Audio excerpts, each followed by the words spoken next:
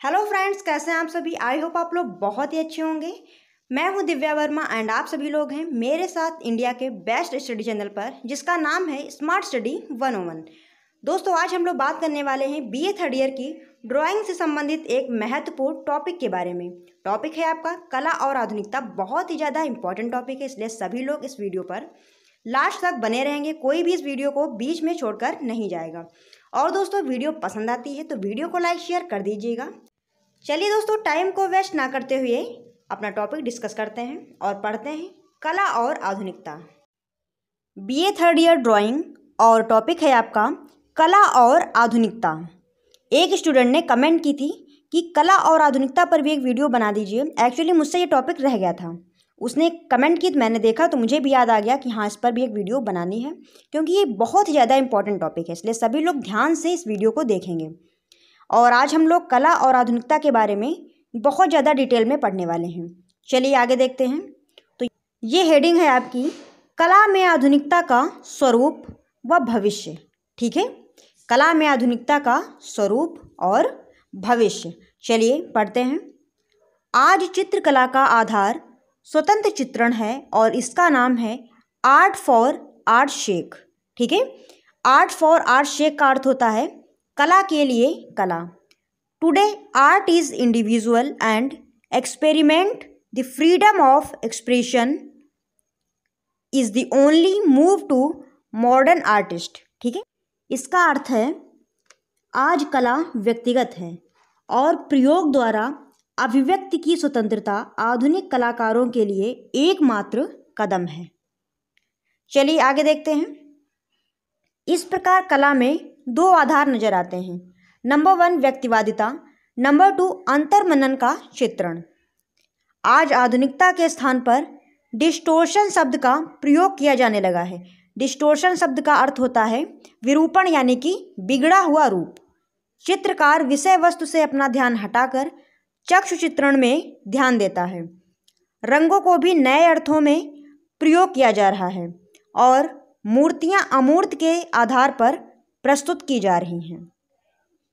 रूपों को उनके वास्तविक रूप में प्रस्तुत ना करके उन्हें तोड़ मरोड़ कर कुछ छोटा या कुछ बड़ा बनाकर प्रस्तुत किया जा रहा है। ठीक है, मूर्तियों को उनके जो उनका रूप है, ठीक है, जो उनका वास्तविक रूप है उससे हटके चित्रकार मूर्तियों को रूप दे रहा है, यानी कि मूर्तियों के वास्तविक रूप से कुछ बड़ा बना दे रहा है या फिर कुछ छोटा बना दे रहा है। जीवन की भाग दौड़ वाले इस समय में चित्र आकृतियों की माप तौल गति सिद्धांतों से हटकर अमूर्त रूप से चित्रकार अभिव्यंजना को महत्व देता है। इस प्रकार सूक्ष्म प्रतीकात्मक अभिव्यक्ति को वरीयता या प्रधानता दी जा रही है, जिसे हम एब्स्ट्रैक्ट आर्ट के नाम से जानते हैं। आज की विधाओं में प्रदर्शित किए गए चित्र समझ नहीं आते। दर्शक यह देखता है कि चित्र में क्या दिखाया गया है। इस प्रकार कला व दर्शक में एक खाई सी उत्पन्न हो गई है, क्योंकि इन चित्रों में आकृतियों को विकृत कर अंकित किया जाता है। ठीक है, आकृतियों को विकृत कर अंकित किया जाता है, यानी कि आकृतियों का जो रूप होता है उसे ये लोग क्या करते हैं, एकदम अलग से दिखाते हैं, बिगड़ा हुआ रूप अंकित करते हैं। ठीक है, विकृत का अर्थ क्या होता है, बिगड़ा हुआ रूप, और कहीं कहीं पूर्णतः अमूर्त रूप ही प्रस्तुत कर देते हैं।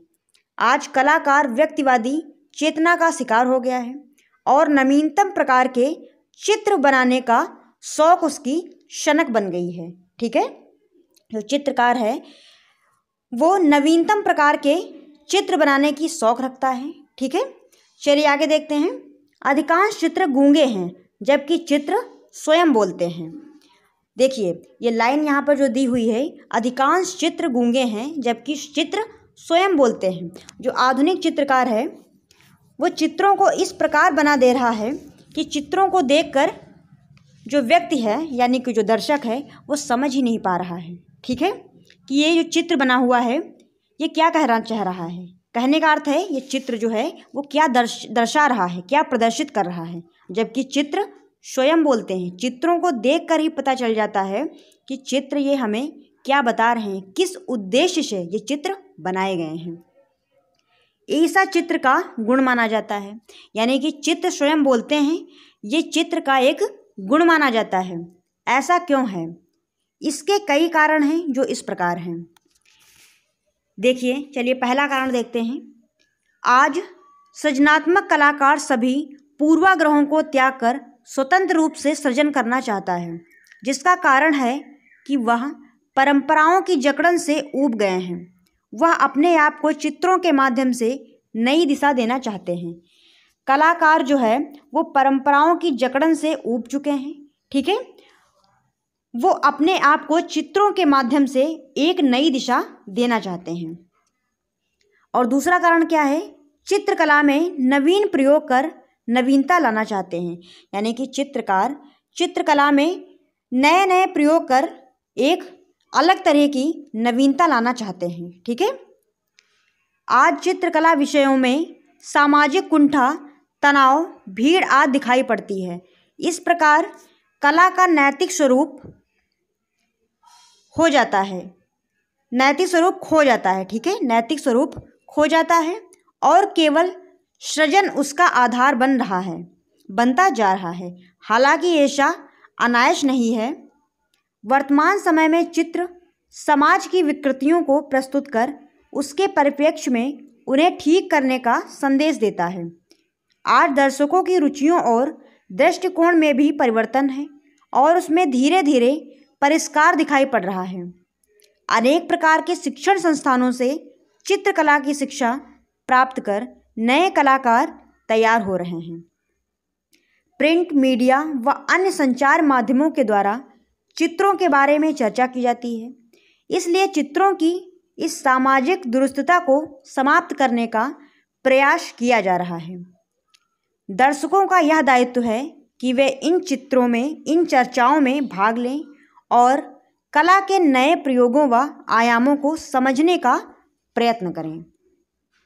आज कला में बौद्धिक तत्वों पर बल देते हुए आकारों को शुद्ध रूप के स्थान पर आनंद प्राप्ति के लिए बनाया जा रहा है और इस प्रकार कला कम विज्ञान अधिक होता जा रहा है, ठीक है। आज इसमें जन सामान्य के लिए सौंदर्य भाव का अभाव हो रहा है।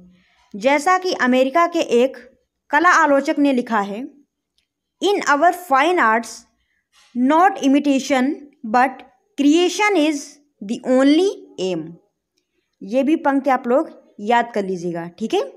परीक्षा में जब आप लोग इंग्लिश की पंक्तियाँ ऐसे लिख देंगे तो जो कॉपी चेक करने वाला होता है एग्जामिनर, उस पर बहुत अच्छा प्रभाव ये डालेंगे, ठीक है। आपको अच्छे नंबर मिल सकते हैं। चलिए आगे देखते हैं। संक्षेप में कला और आधुनिकता का द्वंद्व स्पष्ट रूप से दिखाई पड़ रहा है।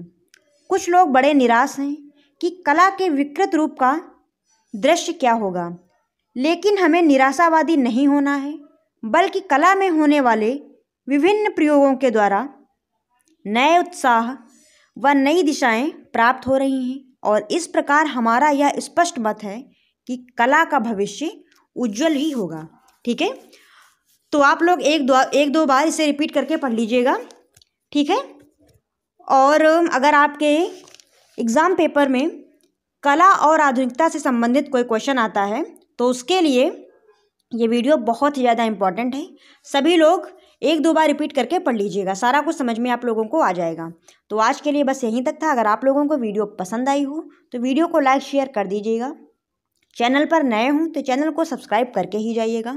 फिर मिलते हैं दोस्तों ऐसे ही किसी नई वीडियो के साथ। तब तक आप बने रहिए हमारे साथ। धन्यवाद दोस्तों। जय हिंद।